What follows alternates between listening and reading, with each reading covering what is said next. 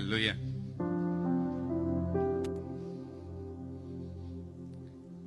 Слава на Бога! Радвам се да видя църквата днес. Слава на нашия Господ!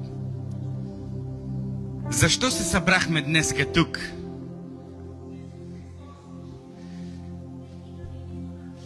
Слава на Бога, за да издигнем името на Господа. Знаете ли какво? Времето е уникално и повечето хора търсят сега да отиват някъде на кафе, да пият по бира. А ние се събрахме тук в църквата, за да може да величаем и да хвалим нашия Господ, да слушаме какво има Словото да ни говори. Знаете ли защо? Защото ние го обичаме. Може би още не сме го осъзнали на 100%, но ние го обичаме, затова сме тук. Не сме тук, за да не мине времето, а заради нашия Господ. Вижте, в 1 Коринтияни 13:4-5 казва: любовта дълго търпи и е милостива, любовта не завижда, любовта не се превъзнася, не се гордее, не безобразничи, не търси своето, не се раздразнява, не държи сметка за зло. Вау, колко уникално! Какво ни казва Словото за любовта? Вижте колко уникално е Бог. Какъв уникален Бог. Той днеска ни дава ние да разберем какво е любовта. Тук сте църква, нали? И знаете ли какво? Това е много важно. Този стих много ме докосва. Когато казва в Притчи, дай малко тон, 10:12. Омразата повдига раздори, а любовта покрива всичките ти грехове. Църкво, ако си вършил грях преди 2 минути или вчера, или преди 1 седмица, или преди 1 месец, любовта ти покрива всичките грехове. Вау! Вижте каква мощна е любовта. Тя покрива всичките грехове. Ти дойде тук, за да се срещнеш с Христос, за да може Христос да ти покрие всичките ти грехове. Нека да ти кажа, църкво, една история. Имаше едно момче, което отиди и попита желязото: ти ли си най-силния? Може ли малко? Желязото казва: не, огънят е по-силен от мене. Отива и пита огъня: ти ли си най-силния? Огънят казва: не, за съжаление, водата може да ме изгаси, когато си иска.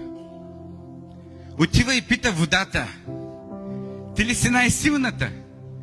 Водата казва: не, за съжаление, слънцето може да ме изпари. Отива пита слънцето: ти ли си най-силния? Слънцето казва: не, облака може да ме покрие и аз да не светя.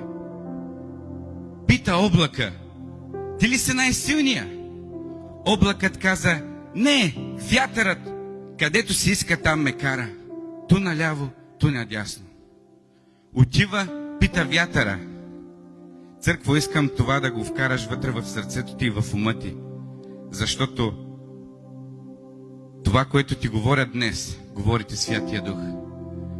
Пита вятърът: ти ли си най-силния? Вятърът казва: не, планината ми пречи. Отива пита планината: ти ли си най-силна планина? Планината казва: не, човекът всеки ден чупи камъни от мен. Отива при човека. Казва: няма как, ти трябва да си най-силния. Ти ли си най-силния? Човекът казва: смъртта е по-силна. Тя ме побеждава. За съжаление, смъртта. Отива при смърт и вика: смърт, ти трябва да си най-силната, няма друго. Ти! Защото ти убиваш всички.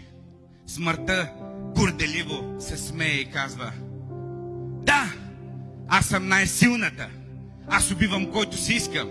Но преди няколко хиляди години Имаше един човек, убих го на кръста, но той възкръсна след 3 дена и той ме победи. Той победи смъртта. Момчето казва, как се казва? Как се казва? Кажи ми името. И той казва, Исус Христос. Днеска, църкво, Исус Христос победи смъртта за теб, за мен, за всички. Исус Христос дава ти даром живот. Вземи този живот. Разбирате ли? Исус Христос умря на кръста за всички нас. Защо? Защото любовта му е уникална. Любовта му е съвършена. Затова Той е алфа и омега. Той е началото и края. Той е всемогъщия Бог и ти днеска трябва да го хвалиш с цялото сърце, с цялата си душа, с всичката си сила, с всичката си мощ. Хвали Господа, църкво. Затова се казва повишено внимание в Йоан 3,16. Защото Бог толкова възлюби света, че даде своя единороден син, за да не погинеш нито един, който вярва в Него. Ти си тук, защото вярваш в Него и го обичаш. Вземи този дар и хвали Господа. Бъди благословена, църкво.